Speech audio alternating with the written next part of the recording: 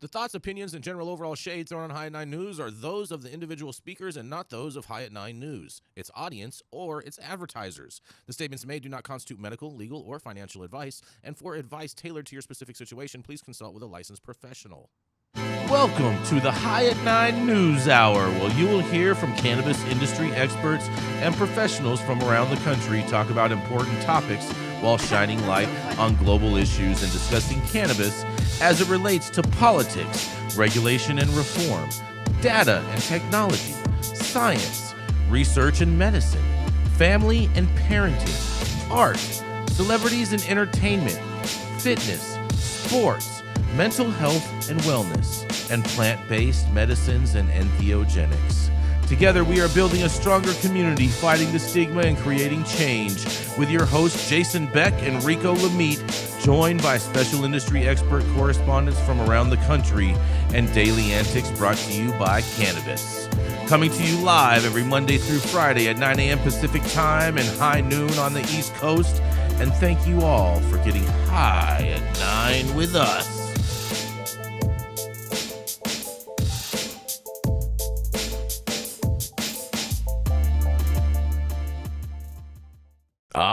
Yeah. Good morning, guys. That's right. It is oh, wait. Son of a bitch. I fucked up. It is Thursday, you guys. That is totally my bad. Today is... I blame it on Obama. Oh, yeah, exactly. It's National Retinol Day, you guys. What you know about that retinol, Rico? Hey, shout out to retinol. Mm-hmm. It's also National Cash Back Day. Love to get some cash back. I like that. Mm-hmm. Ooh. Mm-hmm. Oh, yeah. National Canine Lymphoma Awareness Day. Hey, shout out to that, bro. My father died of non-Hodgkin's lymphoma. So, but they're saying this is for dogs, for canines. No, I said shout out to the dogs out there with lymphoma too. Yeah, save the dogs, save the cats. I'm with it. It's also National Bittersweet Chocolate with Almonds Day. You thought I was going to say something else, huh, Rico? I thought you were going to say Bittersweet Symphony, man. Shout out to Oasis. Is that Oasis? That's not Oasis, is it? Yeah. No. I don't know. I don't care. And it's also National Men Make Dinner Day. What do you think about that, Rico? You going to make dinner tonight? It's the verb. You make it. I am. My wife is a better cook. My wife is a better cook than I am, but I'm pretty damn good. But I'm a lot better at doing the dishes. I'm willing to bet that this day is sponsored by Swanson for Hungry Man dinners. And what do you think? Whatever happened to TV dinners? Did it just become dinner? I don't know, man. Anyways, thank you all for joining us and getting high at 9 with us. It's also high noon on the East Coast. And please remember to like, share, and subscribe to us on all social media platforms. You can look up above or down below on your screen to see exactly where we live on the internet. And we are live every Monday through Friday on YouTube, Rumble, Twitch, Twitter, Instagram, Facebook, and on our very own website at www.highat9news.com. So welcome to everyone joining us from any one of those platforms. And all yes, kicking it off, that's right, we have the dope dad himself, Mr. Rico Lamitte. The black on black attack. That's right, it is the dope dad himself, Mr. Rico Lamitte. Thank you, Jason. I don't know where you're getting black on black today, but perception is reality. Oh, so I guess it's black on black, right? Uh-huh. Man, but as America is quickly finding out once again, elections have consequences. Consequences. Yes, it ain't always about who voters assign into positions of power, but also what measures are appropriate to collectively move forward with through ballot initiatives. Cannabis legalization lost big this week in ballot initiatives, but there was no bigger loss than Florida's Amendment 3, where so many egg-headed analysts were banking on the Sunshine State pulling through, especially given the fact $170 million and one of the biggest MSOs in the game were behind the effort. Lots of big money bets were made and lost. Yesterday, the rent came due. According to MarketWatch's Sierra Lenane, cannabis stocks plunged on Wednesday following the failure of a Florida ballot initiative to legalize adult recreational marijuana. Trulieve, the largest medical cannabis operator in Florida and major backer of the campaign, saw its stock drop by 44%, marking the largest single-day decline in the company's history. Trulieve had invested nearly $145 million of their own dollars in the campaign, which fell short of the required 60% supermajority. The failed measure also impacted the advisor share Pure U.S. Cannabis ETF, which saw a 25% drop as Trulieve holds a significant weighting in the fund. Other cannabis stocks such as Curaleaf, Cresco Labs, and Verano Holdings also experienced sharp declines alongside Canadian cannabis companies like Canopy Growth and Tilray. Meanwhile, former President Trump's election win and the GOP's Senate control have raised potential for federal cannabis reform as Trump has voiced support for legalization, rescheduling, and banking reform, whatever that means. It was very abstract, but people seem to believe it. And however, the timeline remains uncertain, with the DEA rescheduling decision now expected in early 2025. Republicans under Trump's initial term had the opportunity to move forward on a number of progressive cannabis issues, but they fumbled the bag. They possessed all three branches of government, yet they failed to yield any significant gains. Will it be any different this time? And why? The market seems to think not.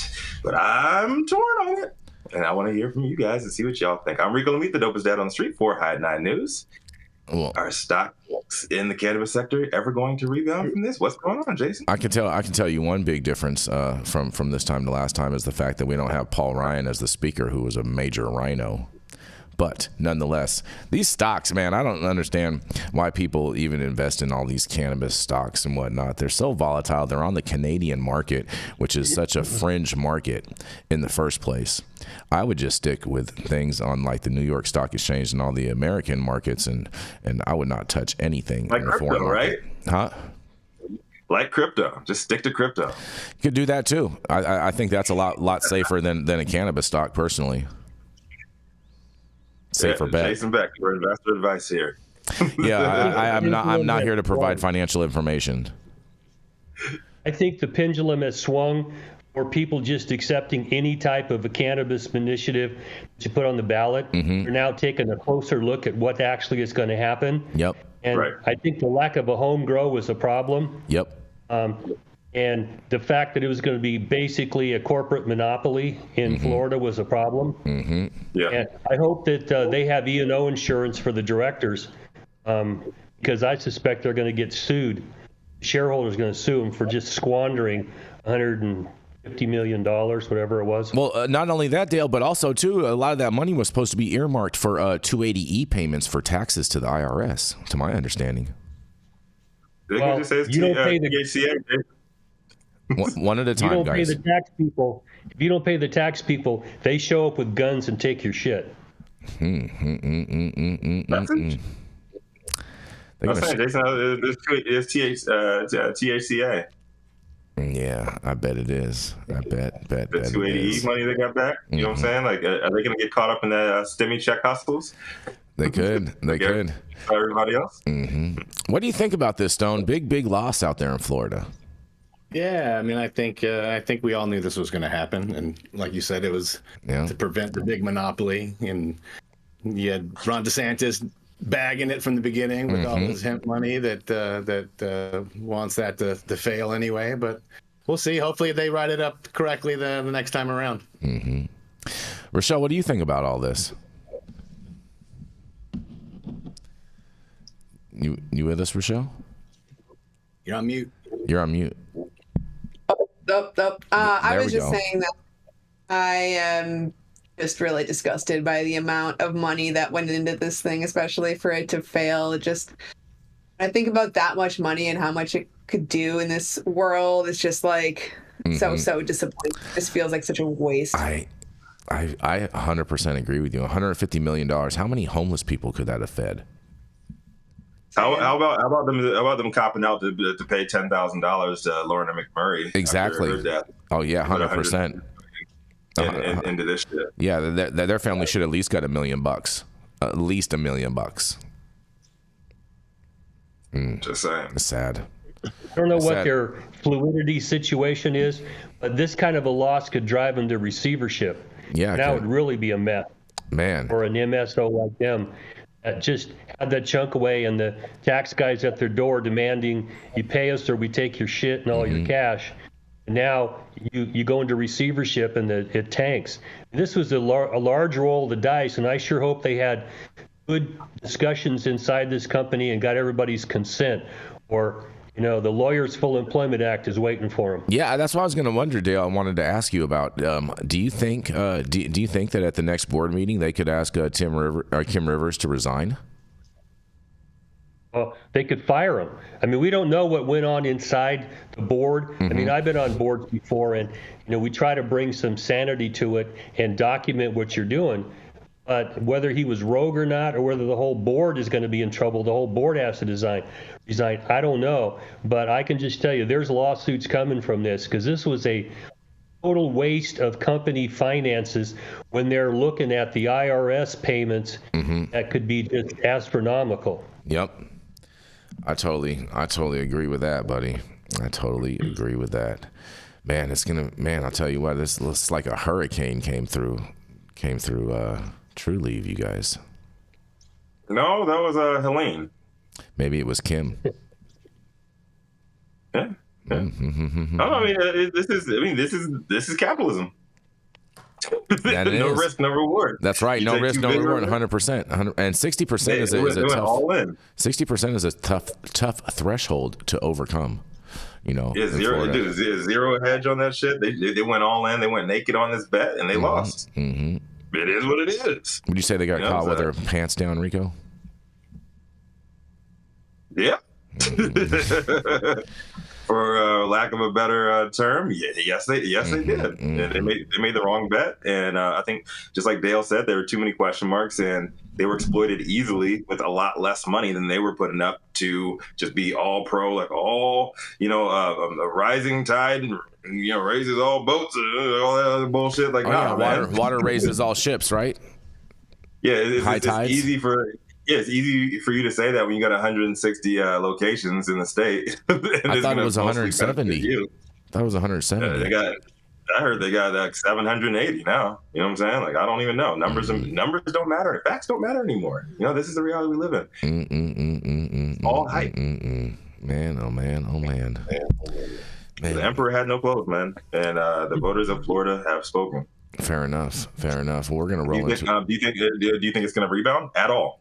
Do I think anytime soon? Do I think that their stock is gonna rebound? Cannabis stocks overall. No. Cannabis stocks overall aren't gonna rebound until, at the earliest point, in my opinion, until around January 20th when Trump takes office. Until we get this rescheduling thing figured out, or the Congress gets the balls to take it clear out of the Controlled Substances Act and put it someplace else.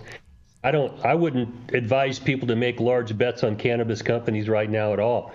This is in flux. I think that this election just shows that the pendulum has swung about as far as it's going to go. Mm-hmm. Now you're going to have to figure out where you're going to be when the pendulum swings back to the middle and do the hard legislative work that's going to be necessary inside these states. The federal government's got to they got to shit or get off the pot here. Mm-hmm. One thing or another has to happen. I don't like the rescheduling. It's going to ruin social equity, and all the small operators are just going to be gone. Mm-hmm. I'd prefer descheduling, put it in like the ATF, and let them handle like alcohol. TTB. Well, I'd be telling that to anybody in the administration how to fix this. Just get it away from the DEA altogether, put it in some place where it can be taxed and regulated on an interstate basis. Let the states take care of it themselves, and let Humboldt growers grow good weed and send it to New York legally. Fair enough. And shout out to all the growers up there in Humboldt. Yeah, 100% on that, Dale. I'm with you on that. Open up interstate trade. I'm all about that. There you go. The showers as well. That's right, and that's why I tell you about the cannabis stocks. The best play is just to short them all. And on that, we're going to go to a commercial, and we're going to be right back. Oh, man, that was weird. Hey, you, America. Do I look like Sean Connery?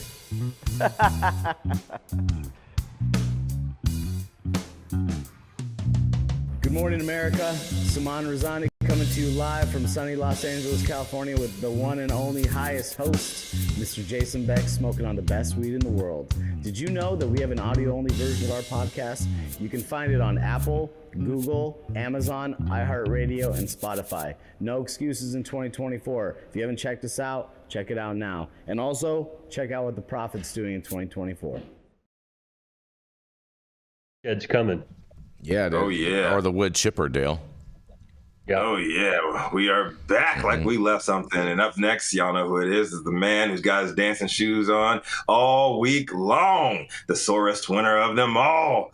And he is the highest Republican in every room. That's right. And here to break us off with a little Thursday love is none other than the High 9 News head honcho, Jason Beck.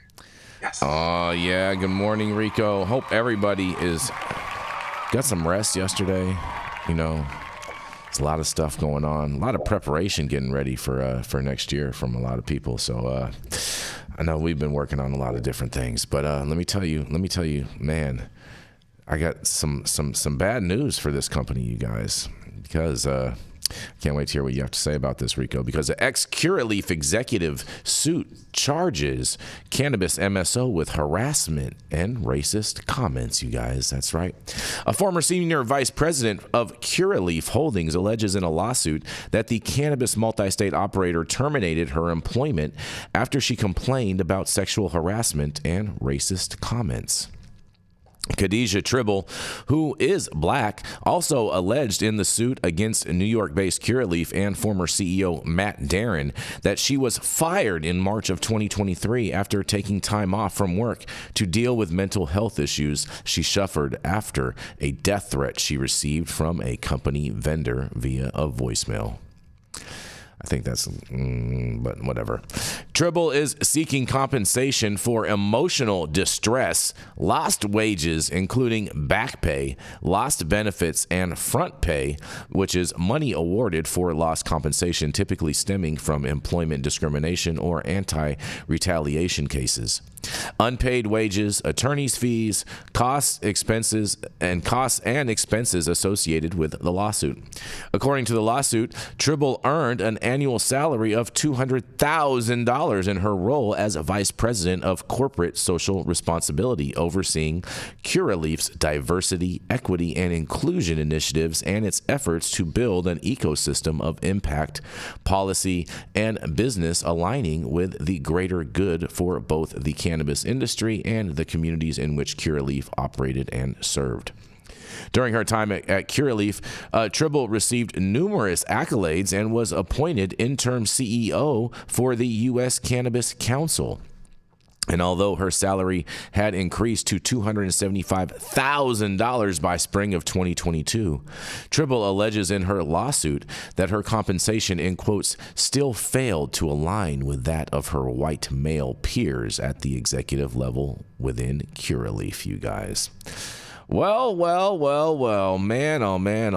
You know, Curaleaf is pretty upset that Amendment 3 didn't pass, and I'm pretty sure they're upset about this lawsuit as well, and I can't hear what y'all have to say about this. Employee problems are a mess. I've got clients out here in California trying to run a business, and employment law is not always your friend. They come out of an industry that didn't follow a lot of rules.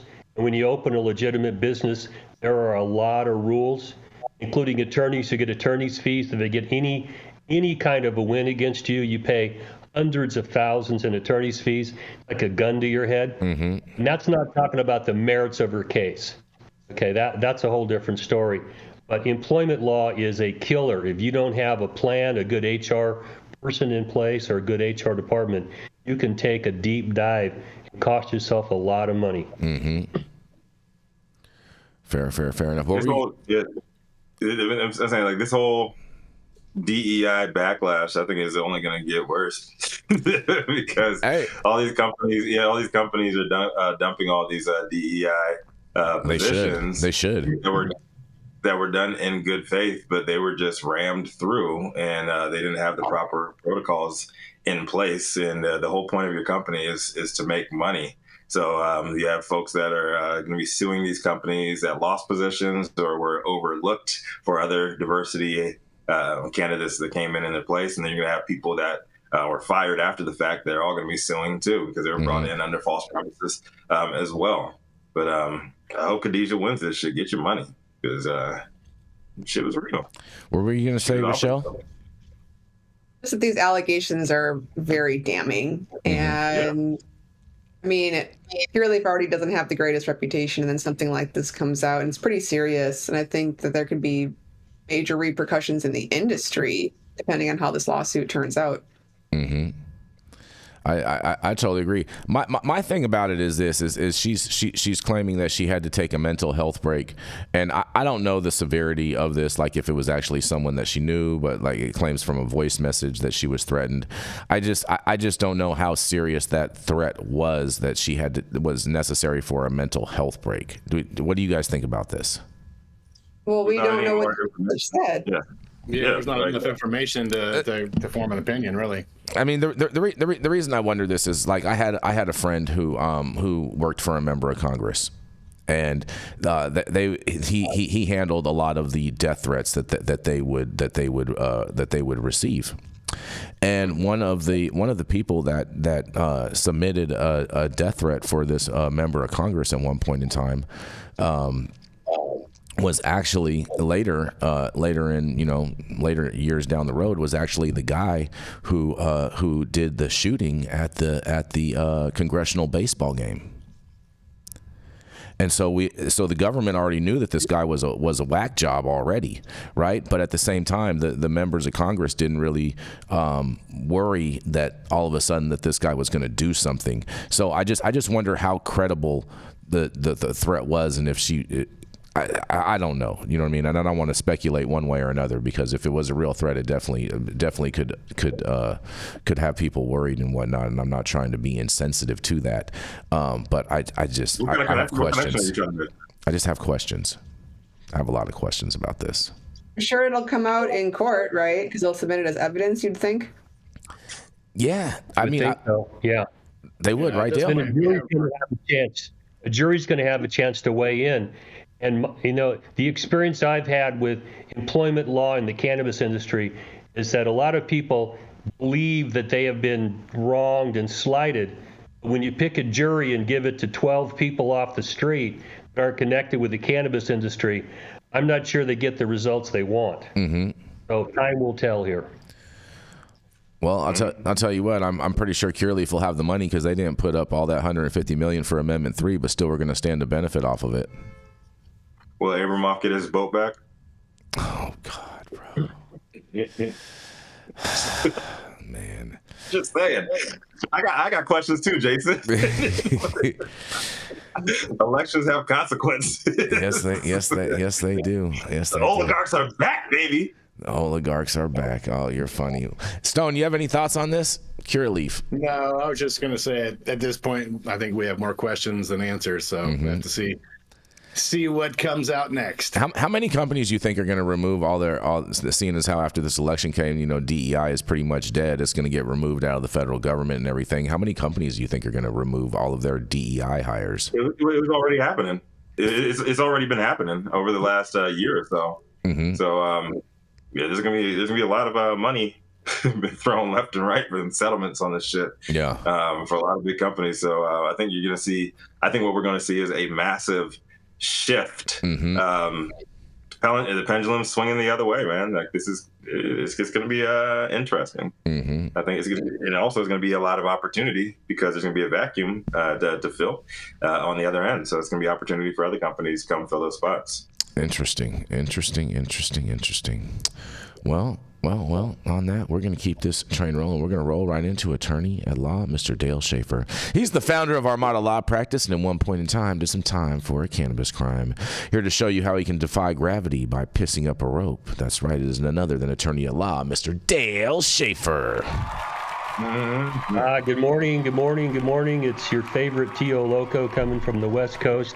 And yes, indeed, parts of LA are on fire, believe it or not. My story this morning comes out of Marijuana Moment. And Adeline wrote it yesterday. And the headline is Marijuana has great deal of potential to treat opioid use disorder. A study finds predicting it'll become more common in treatment. Now, what this did was review the literature, and it did a survey of some people at a USC and also some students. And what they came up with was something that, in 1999, Molly and I started doing recommendations, and we found out right away, people telling us, if I have access to weed, I use far less pain medication. And that was a simple one. I use far less sleep medication. But what this study now is finding is that for people with an opioid use disorder, we used to call them addicts, heroin addicts, fentanyl addicts, morphine addicts, what they're finding is that cannabis reduces the cravings if you're trying to get off of it. It helps you reduce the amount you use. And we call it California sober out here, where you're staying off of drugs and alcohol by smoking a lot of weed. And they find out that there is support for that in the literature. Another thing that this study points out is that for pain, cannabis is about as effective for some levels of pain as opioids. And when you use cannabis, you're much less likely to stop using it because opioids have downsides to them. You can't poop, it causes depression. There's a lot of other things go along with it. And if you can get equal pain relief from cannabis that you do from some of the lower level opioids for chronic pain, people stay on the pain medication. They get better pain relief. They get better sleep, less depression. Now, what's kind of confusing in here is that people, when they were surveyed, 85% thought that cannabis was great for mental health, but then 85% said, no, it causes mental health problems. This is one of the problems with doing these kinds of studies, is because you cannot rely on what people believe. The human brain can convince you of all kinds of shit, and you can believe it, but scientifically it's provable not to be true. What do you do with that? That's why they need to design studies here where they target people with these conditions and they do blinded studies. Double blind is the best, but if you can't do double blinded, at least do single blinded studies where people don't know what they're getting. They don't have the potential to have a placebo effect. Human mind is difficult to predict, and if people believe they're going to get better with something, they tend to. If they believe it's going to make them worse, that's the nocebo effect. They don't get better. But we need to cut through a lot of this. And one of the things pointed out is that if we can get this out of the Controlled Substances Act, Schedule 1, where it's easier to study, you don't have to go out of your way to build Fort Knox, hold a pound of weed you can use for your surveys. You can get your hands on it quicker. You don't have to go through all the hoops. I think there'll be more studies authorized from the government to look for the positive effects of cannabis. That's been one of the problems we've had since the DEA got started in '73.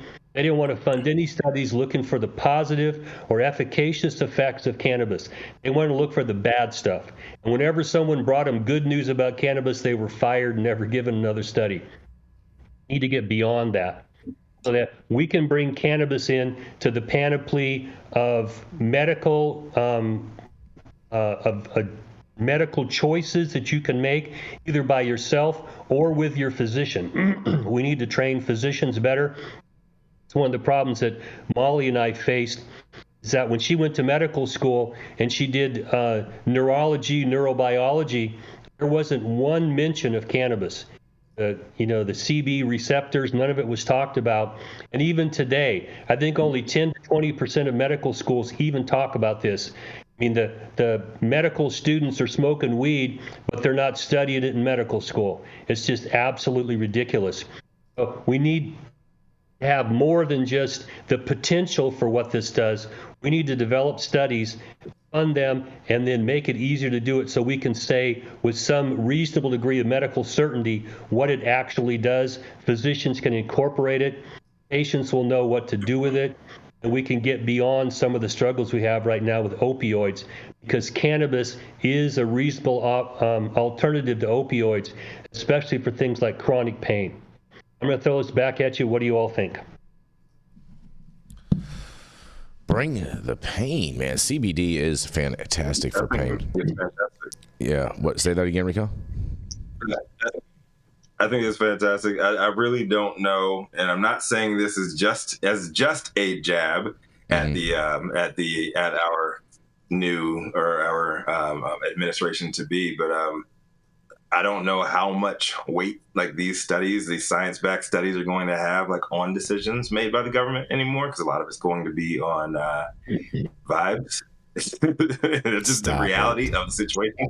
It is. Other than keep it a buck. That's how it was. His first term, there's going to be a lot of that. Second term, so I don't know, but I'm excited about this shit, man. Cannabis was integral. It was absolutely the catalyst that helped me beat addiction, beat my painkiller addiction that I had back in the day, and I love that more and more scientific studies are backing this shit, man. Period. Yeah, no, I'm ecstatic about it, you know, and I feel like, you know, ever since that Sanjay Gupta special on CNN, CBD has been like one of the best marketing slogans that has, you know, marketing campaigns for cannabis overall, and that has helped shift a lot of public perception overall as just CBD alone. Yeah, I agree. I think we all probably have a little story of how it's helped us. I just had my back surgery, man, and it got me off my painkillers a lot faster than I should have. I had refills on both my oxys and my hydros, and I didn't get refills on either one. It was easy for me to start using some high dose THC, high dose CBD tincture, and definitely helped me. You know, kick that. They don't make you feel good, man. That was the thing. Is like, you know, part of me, I'm medicated. I'm not feeling that pain, but it's messing me up. It's messing my stomach up. It's messing me up in other ways. So I was stoked to get off. Well, we're really glad that you're back with us, Stone, and you're feeling better. And it's amazing that you can be that type of a testimony for cannabis. It's fantastic. Not just he's back with us, but his back is back. Exactly, he's my back. back is back. Yeah. Well, the bionic, not quite back yet. Bionic back. I'm still moving slow, but I'm coming back. Did you have to take any back shots? Stone's story. Rico.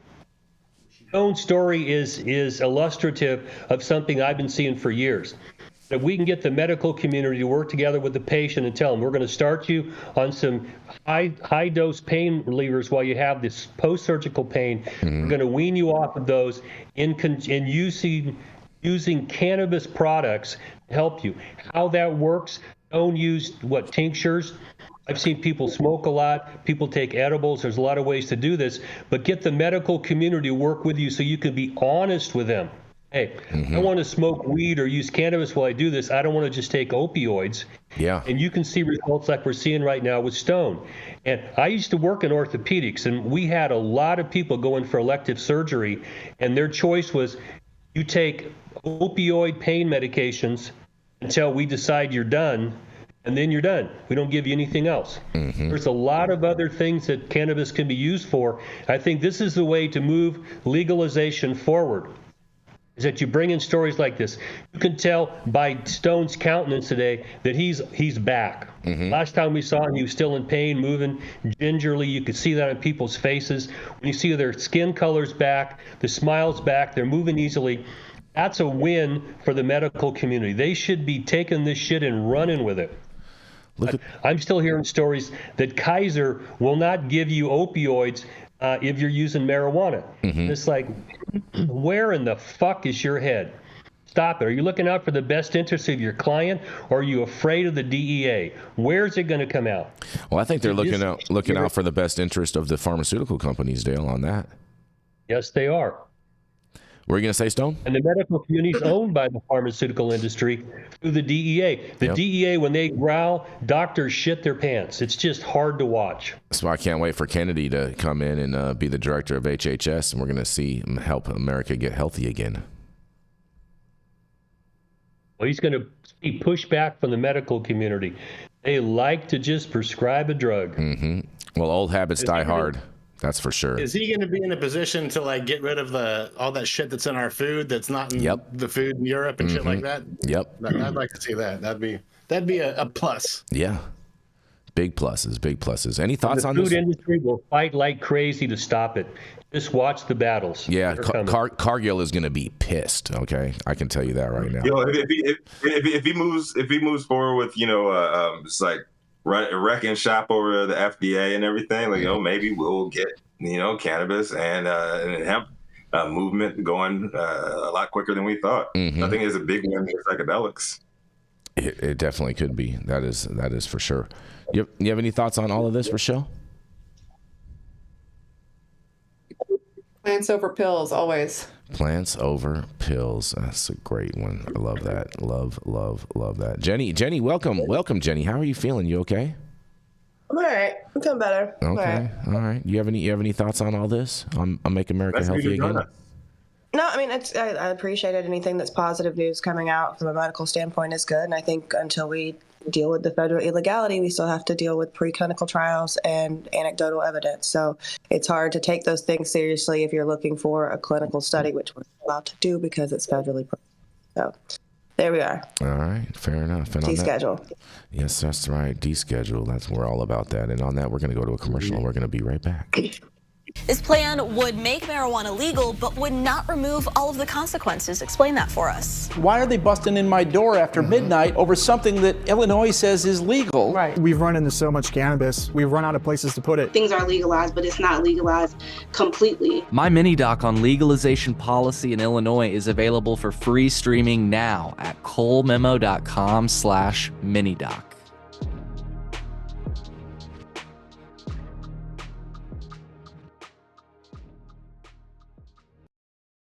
Right, stop whatever you're doing. Make sure you smash that like button. I know we'll appreciate it. You'll appreciate it. And YouTube will appreciate it. Also, make sure you subscribe to the channel if you've not already. And all of the articles will be up on our website in just about an hour or so. Also, make sure that you are checking out Parody Gummy. You can go to www.parodygummy.com. We have 3 amazing flavors that will get shipped directly to your door. We have the Bad Ombre if you're feeling like turning up. We also have the Sleepy Joes for when you want to turn down in the evening. And, of course, for the all-around good time, we have the Raspberry Riots. So get yours today at www.parodygummy.com. As well as also, too, make sure we are trying to help the Green Party out with helping them get some funds. They have a lot of campaign debt that we want to help alleviate for them. And so if you could, please check them out. You can go to jillstein.com and help them out, and those links will be in the bio. I just ordered the summertime strawberry salad when added steak on top here at Anna's. Make sure you do the same thing too next time you're in downtown Long Beach. Come on down and check out Anna's joint on the 400 block of Pine Street. They have amazing selection of beers, foods, and when you come down here to Anna's, you can even challenge me to a game of shuffleboard if you want to lose.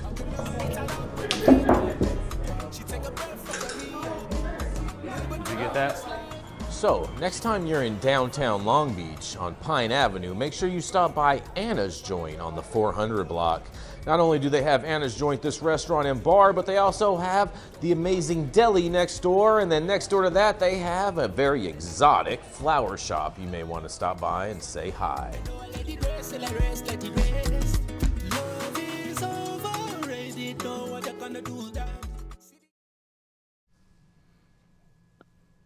Oh, yeah, y'all. Our next correspondent's coming straight out of the ATX, Jason. And he did not need OnlyFans to get his back shots. Shout out to Delta Bros over there in the ATX. You can pick up some Parody Gummy. Coming back. We're glad to have you back with us. Stone Slade. Thank you, Rico. Thanks, buddy. All right.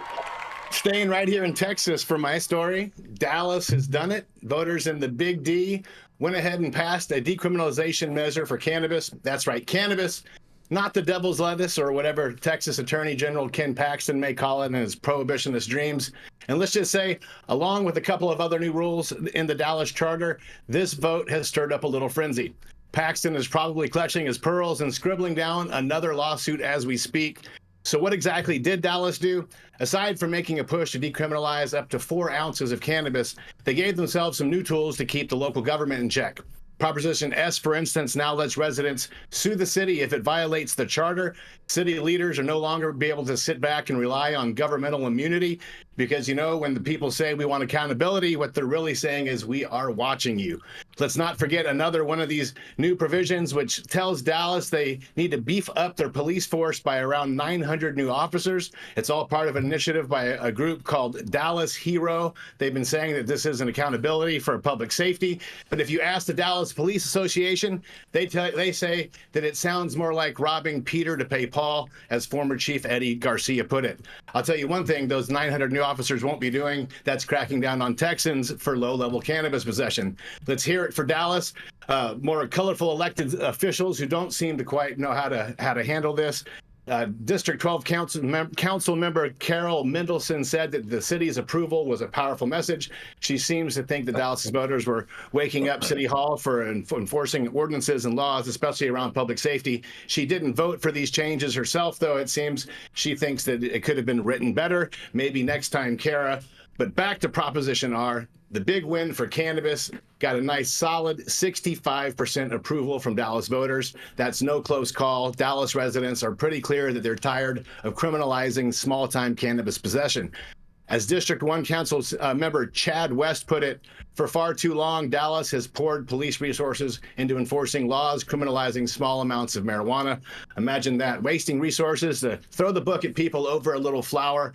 He's hopeful that the state of Texas will take a page from the playbook and stop getting in the way. But don't hold your breath, Chad. You can bet Ken Paxton's got that pen ready for another lawsuit. You've got to hand it to Dallas for taking a stand. Ground Game Texas, the group behind the cannabis measure, said that this is a decisive victory against outdated policies.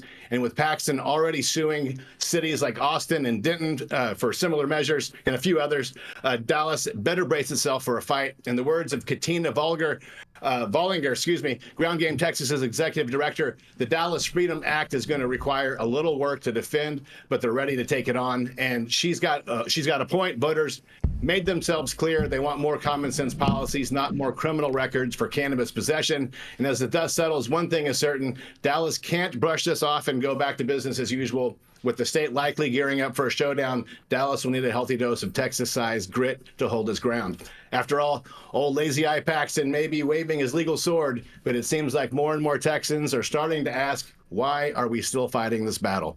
I'm Stone Slade reporting for the High at 9 News.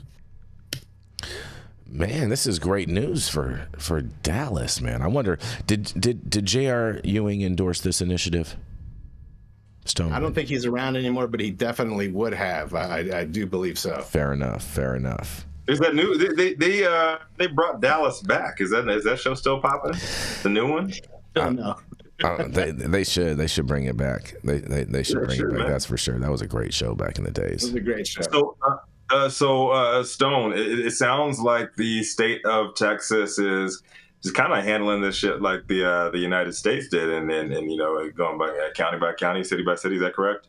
That is correct, and this is big. Dallas is believe the third largest city in the state, with 1.3 million people. It's a big deal. Yeah. This is reminds me of the battles we had back in the 90s with Dan Lundgren. Yep. And Terrence Hallinan in San Francisco, where Lundgren was dead set on upturning the apple cart of cannabis legalization, and Hallinan told him to pound sand. We ain't prosecuting. But we'll see, because Lundgren came in and prosecuted Dennis Perone. It went over like a turd in a punch bowl too. Yep. Because Prop 215 passed, and they were apoplectic. So let's see if we can get the same response out of these law enforcement leaders in Texas, that the people said, stop this shit like now. Let's see if they're going to listen to the people's will. Well, yeah, and Dan Lundgren back then, Dale, right after Prop 215 passed, he had an emergency law enforcement meeting with all head chief law enforcement officers throughout the state of how to not make this law go into effect. And the answer that they came up with was because Prop 215 did not mention anything in regards with transportation. That is what they used to charge everybody with. Well, but the courts fixed that with Pebbles Trip It. That's true. And they also packed up Brian Gates, the sheriff of Orange County, packed up and went back and met with McCafferty back in the White House because they were all shitting themselves. How could these hippies have passed this law? Yep. And and then we got Conant case where they were told a doctor can talk to a patient about what they want. We have First Amendment right, and the battles just started going back and forth. That's when Molly and I first got in the middle of this, and finally we got Bill Lockyer to come in as our Attorney General, and he just said, "Fuck all this stuff. We got bigger fish to fry." And we move forward, and I'm hoping history can repeat itself in Texas, because Texas is a big, relatively red state, and in red states, the voters say, "Hey, stop this." Okay, you can't blame it on the hippies now. It's the regular Republican voters going, "Stop spending money, putting people in jail for weed. Just stop it." Exactly right. Exactly right. Big win for Dallas. Any thoughts on this? This is the purpling of Texas. It's not purpling. Stop it. Stop the ridiculousness. It's not purpling. This is getting traction in the cities, in the bigger cities. But as you see with elections, the big cities in Texas are blue, and it's all that outlying red areas is what ends up carrying the elections. And so those guys also may not. I mean, they're not as on board with cannabis as the cities are. So. This is a lot of Republicans that believe in freedom and liberty, and that's what this ultimately comes down to, guys. Was this Republicans that pushed this forward, Stone? It was not. Yeah. So Jason, let's just speak facts. Come on, bro. Everything I say is a fact.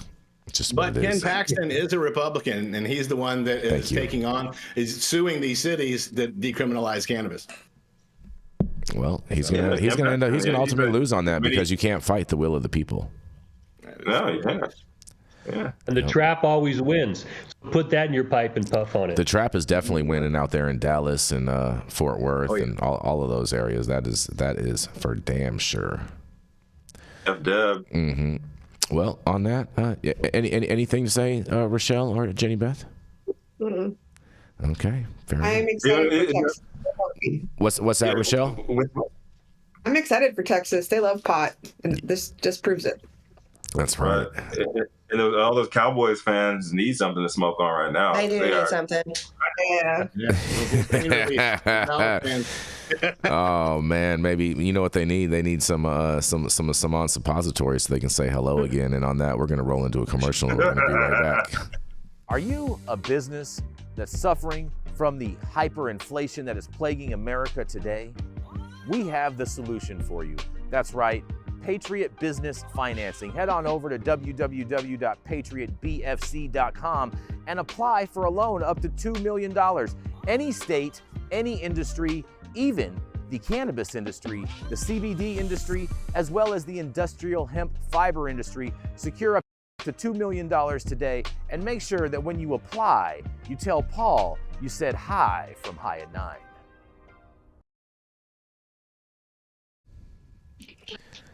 Oh, yeah, y'all. Up next is a cannabis and psychedelics reporter, editor at Green State, and the industry's #1 ranked Lego operator.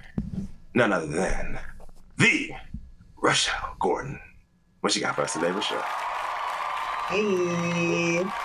Wish I had a story about Lego, because I'm sure we're all over the election right now. But one more piece from Green State, just wanted to share just some speculation about what a second Trump presidency means for weed. I can't wait to hear what you guys have to say about this. So with former President Donald Trump appearing to win the 2024 presidential contest, America is left wondering what's next. Vice President Kamala Harris and former President Trump diverged on nearly every issue, but one topic saw some common ground: cannabis. Both candidates expressed support for some type of federal reform, mirroring the growing societal shift accepting cannabis as mainstream. Now that Trump has been declared the winner, many want to know what that means for the future of weed. During his initial tenure, President Trump failed to enact much meaningful change, and his attorney general rescinded protections for state legal cannabis operators, although Trump did express that he was against that decision. However, the tide has apparently turned. Trump expressed support for the rescheduling of cannabis on the campaign trail, process his predecessor's administration initiated in 2022 all the way back there. He also stated that states should be able to decide whether to legalize, and he reportedly voted in favor of legalization in his home state of Florida. Tyler Borline, Chief Strategic Business Officer at cannabis banking firm Safe Harbor Financial, believes the former president will stay the course when he returns to the White House. Quote, the Trump administration will likely place greater emphasis on state autonomy and deregulatory measures, potentially reinforcing a state-led approach to cannabis policy, he said in a statement sent to Green State. However, Borline expressed concern that Trump's policy may not go far enough and the cannabis space will continue to face challenges. While this perspective could allow individual states to set their own cannabis agendas without heavy federal intervention, significant barriers remain for the industry, particularly concerning access to banking services and interstate commerce, Borline added. Bipartisan congressional support will be essential for enacting measures like the Safe Banking Act. So even if cannabis is left to states to regulate, reclassifying cannabis could lead to change for the industry, notably in the form of tax breaks and the lifting of other business-related restrictions. However, a decision on federal rescheduling could still be months away. Scheduled testimony from experts on both sides of the debate was pushed to early 2025, and federal officials need plenty of time to consider the arguments. So while a Trump win likely won't lead to the type of reform many in the cannabis community were hoping for, the incredible popularity of the plant means that change could be ahead. GOP control of the White House, Senate, and House may lead to skepticism for some, but more Republicans than ever support legalizing weed. But for now, it's back to the wait and see status quo. What do you guys think about this, Jason? I can't wait to hear what you have to say about what's ahead for pot with the Republicans back in charge.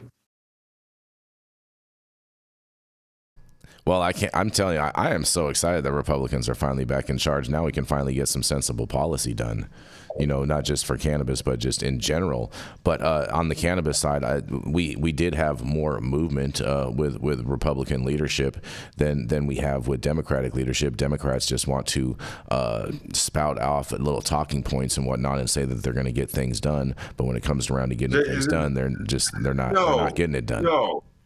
You guys had all three branches. Like I said in my story, you guys had three branches before. Yeah, but we had Paul Ryan. I already stated this. We had Paul Ryan as the speaker, and he was a rhino, bro. He was an obstructionist. Okay, we don't have an obstructionist in place currently. He does need to evolve on the issue of cannabis as far as Speaker Johnson currently, but he is not an obstructionist in the same way that Paul Ryan was. Paul Ryan was a straight up rhino. Speaker Johnson does not believe in evolution. He's super witty, bro. I had a great evening with him, bro. He's a super funny guy. He's got a lot of wit. But he doesn't believe in evolution, so what makes you think he's going to evolve on this issue? Just because you don't believe in evolution doesn't mean you can't evolve on an issue, Rico. I don't know why you're conflating the two. Very different things.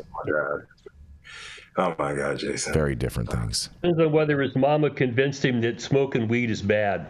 Mm-hmm. That remains to be seen, because that's the problem I see with a lot of these really entrenched anti-drug people is my mama said it was bad, so therefore nothing you tells me is going to change my mind. Mm-hmm. Yeah, that's horseshit. We need to get beyond this restrictive cannabis policy we've had since the 1970s. You can't blame this on a Democrat or a Republican. They've all been horrible on this. Mm-hmm. It needs to evolve. And I'd like to see them pull the rug out from underneath the DEA and let them go focus on fentanyl. Yeah. Stop chasing everybody with weed. Just exactly. Leave that shit alone. I'm all the way with you on that. And you know, this administration does know that fentanyl is the #1 epidemic plaguing America right now. And I know that they are committed to eradicating fentanyl in these streets. Deschedule it and leave it up to the states. Let's fucking go. I'm with that, Stone. I'm all the way about that life. All the way about that life. I think it's gonna be. I think it's gonna be a lot better. That's my opinion. I love this story, Rochelle. Thank you. I knew you would. Rochelle actually sent me the best text message the other day. You put such a big smile on my face, Rochelle. I appreciate that. We got 4 more years of gaslighting. I love it. Oh man, I think he may get the hotel back, man. Might be getting that hotel back. Rico, what was Cornel West's stance on cannabis, Rico? Since you voted for him, I figured you were up on his policy since you voted for him. Mm-hmm. I actually voted for Cornell West Side, Chi-Town, Rivera, if you will. Oh boy. Oh boy, you guys, man. Oh man. Hey, Cornell West, you can stick a joint through that gap in his. No, I'll tell you what. I'm way more optimistic that we will get some sensible policy, not just something that just is going to screw everything up like Kamala and President Biden wanted to do in regards with moving it to Schedule 3, because we know that would have been a disaster for the industry overall. And so I'm way more optimistic that we can get something done, even something like the States Reform Act, like Nancy Mace's bill. I mean, that's the best piece of cannabis legislation that we have on the books today that's been introduced in Congress, and I like to see something like that pass and move forward. That would be the greatest thing that we could get done for cannabis. Right, come midterms, they're going to be making excuses as to why it didn't get passed, just like it happened last time. That is my prediction. It's going to be making a bunch of excuses as to why it didn't get passed, and they're going to be blaming it on somebody else. Well, the difference is Republicans didn't say that they were going to pass it in regards to on that, but the Democrats did, and they never do. So that's the difference. There is no difference. Yeah, and yeah. Well, you want to introduce Jenny Beth, Rico? We can do that. Mm-hmm. No, it's true. Yeah, I will not be gaslit because I am the chief gaslighter on this motherfucker. Let you tell it. Give him an open flame and watch him go to town.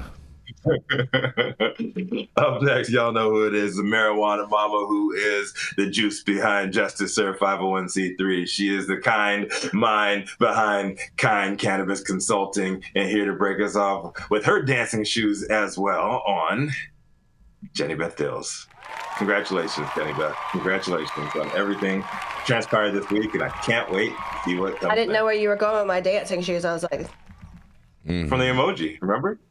The red dancing emoji. See, come on now. Dancing, I thought we were talking about a different kind of dancing, and I was going to get a little. This is the two-step. As long as it's not a soft shoe. But anyhow, I have a follow-up on my story yesterday. So from yesterday's story from Colorado Springs, confusion over opposing cannabis initiatives. Some Colorado Springs voters are expressing frustration with ballot language on two opposing cannabis questions, ballot question 300 and ballot question 2D. Many say it was hard to understand the difference between the measures. Social media is buzzing with comments that the language was confusing, and some voters feel it would have been clear if there were just one question on the ballot. Yeah, duh. Here's where things stand right now. Ballot question 300, which would allow existing medical cannabis stores to sell recreationally, appears to be passing. Ballot question 2D, which would ban recreational sales in the city, is also passing. Colorado Springs Mayor Yemi Mobolad noted the unusual situation, saying both initiatives are showing yes. That presents a really interesting legal dilemma for us because question 2D would amend the city charter, and it would override question 300 if both pass. The city is now working with legal counsel to determine what comes next. In a statement, the city said if any part of ballot question 300 conflicts with the charter amendment from question 2D, it cannot be implemented. Some, like Megan Graff with Citizens for Responsible Marijuana Regulation, argue that regulation should ultimately reflect the voters' will, and they look forward to working with city officials to establish responsible cannabis policies. We're going to continue to monitor this, but as it stands right now, the way that they're saying things are going to shake out is that because 2D amends the city charter, which essentially is their constitution, which is what decides, what they stand by as a government, that would supersede anything on question 3 passing and allowing it. So I want to throw it to Dale. I want to hear his opinions first because he's the only one with a law degree in here. We call this a legal clusterfuck, okay? Because how they allowed this to happen. I mean, you look around the nation, there are places where they were striking signatures and doing all kinds of scrutiny of initiatives. We have two initiatives here that seem to be butting heads with each other. And yesterday, Omar and I, were thinking about, is there some provision in the Constitution, some case law? But it sounds like if you amend the charter, then that may be how you get the leg up on this. And I'm having a hard time understanding how this wasn't discussed and beat to death before the election. Because now no one's going to be happy now. No, I completely agree. You know who's going to be happy? The military bases that City of Colorado Springs has agreements with. And I think this is probably why they put it on the ballot this year when they said, listen, if you don't pass cannabis this time, you can't run it again. So they were just hedging their bet to make sure that if and when it effectively does pass, they still have a way to say, no, absolutely, you cannot. Because otherwise, they're going to have a problem with the military bases, with all those people that are there for focus on the family, with the Air Force Academy. Sorry, I'm sick, y'all. My head's not working. And I don't know. I think it's really frustrating for Colorado Springs. There's been a lot of money spent to try to pass recreational cannabis, and it keeps getting shot in the foot. But at least since it did pass, they can run it again if they wanted to, though, right, Jenny Beth? Maybe. I mean, like, I don't know how this is going to work, because, like, if the city charter has been officially amended, it's making it very difficult for them to ever change that, right? So hold on, let me go to the actual article, because it went a little farther into it than I did. And I encourage you, especially if you're in Colorado Springs, to go read this yourself and figure it out, because it sucks.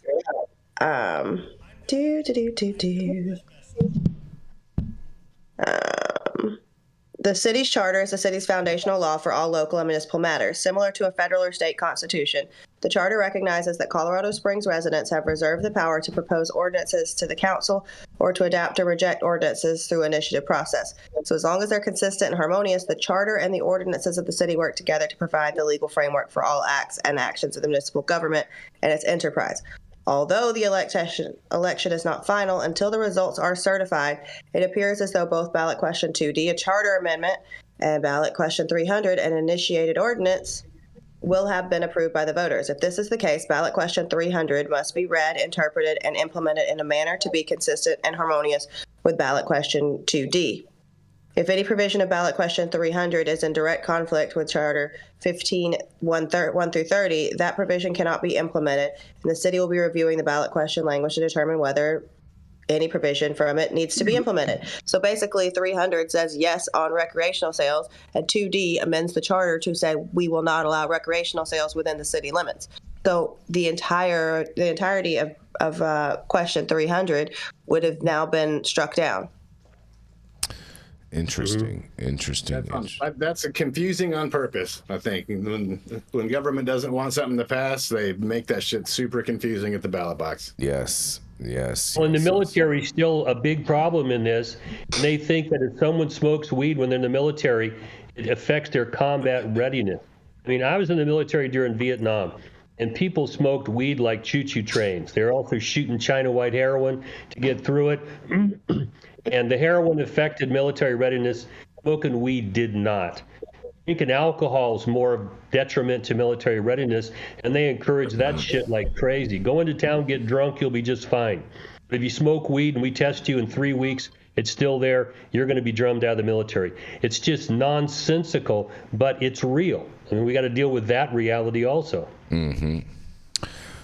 Well, shout out to the Cole Memo who threw in a big old super chat in there that says, cheers from Chillinois, as Jason would say it. At least he knows you're going to mispronounce the state now. Yeah. I don't mispronounce anything, Jenny Beth.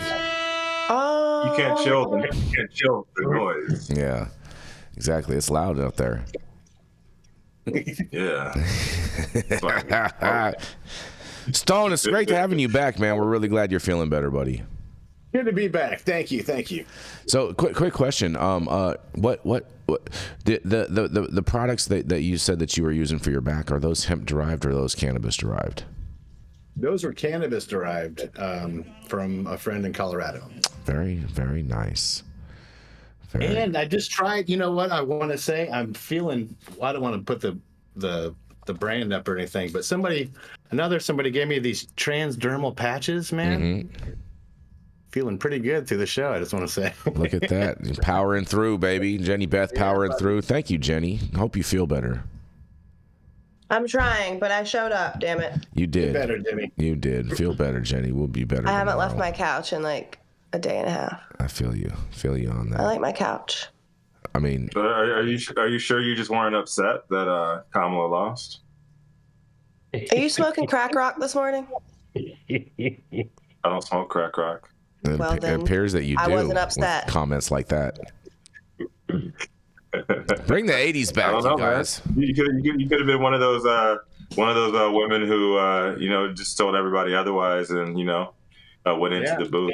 Except for I posted my ballot on my Instagram story with the Trump dancing.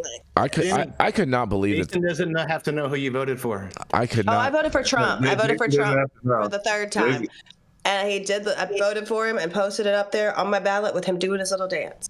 I could not believe. You're jacking off giraffe dicks. Yeah, I like that dance. I could not believe that the Democrats were telling women to outright lie to their husbands. That was crazy to me. We lie to our husbands all the time. You know what's crazy? This dress new? No, I found it at the back of the closet. I definitely did go shopping last week. Crazy. It's crazy that you would even get upset by that. How are you supposed to have trust with someone that it's crazy? How are we supposed to have trust with y'all? We've been told that this is huge for our whole lives. It's huge. Yeah. Huge. Mm-hmm.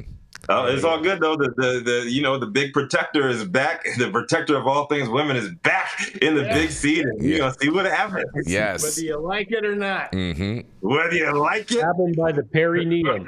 Whoa. All right, Rico, it's time to go. We're gonna end on time today. It's a strange spot to grab them by, Dale. Whoa. I am very, very, very. I'm there for a while. I am looking forward to all of the ladders that are presented by the chaos that is ensuing over the next couple of years. But thank you all for joining us for yet another episode. What was that? It'll be entertaining. Oh yeah. Hell yeah, baby. It's going to be the best. If nothing else, America will be entertaining again. Yeah. Thank you all for joining us for another episode of High at 9 News. Catch us live weekdays, 9 a.m. Pacific, high at noon on the East Coast. Big shout out to our super fans showing love, getting their comments posted live on the big screen. Cole Memo, big ups to the Cole Memo. Always coming much through, love. Any others today, Jason? The Cole Memo, bro. Shout out to the Cole Memo. Yeah, the Soul Cole Memo. Yes. And also our live audience and online supporters catching us across all media platforms, tuning in each day to the headlines of chaos, also known as the developing cannabis industry. Our vetted correspondent team tuning in from all over, even when they're sick. Big shout out to Jenny Beth. Can we get a round of applause for Jenny Beth right here today? Today's performance, Jenny Beth, was not quite on par with Michael Jordan's flu game, but it was up there. Appreciate you. To our production team, Cloud Media Partners, all the sponsors keeping the lights on, and Millie and Adam behind the scenes, always keeping our AV struggles to a minimum. Thank you infinitely. As always, Cannabis Sativa L, the reason the High at 9 News reads these headlines daily. Thank you too, and a small thank you also to THCA and Delta 8 that are keeping the lights on. Stone said that. Stone said that. Yeah. Thank you, Delta 8. Stop it.